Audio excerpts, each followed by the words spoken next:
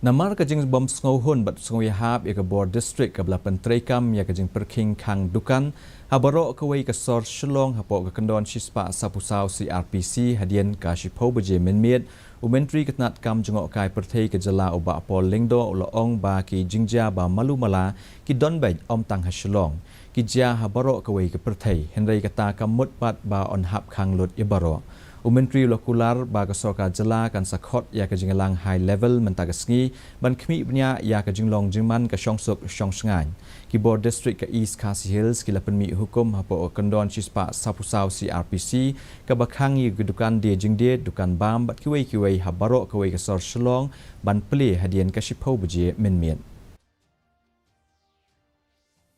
Due respect to the of sir concerned, when you have shops and everything is open, then there is more safety. When everything is shut, how do you instill that sense of confidence that everything is normal? How do you encourage local entrepreneurs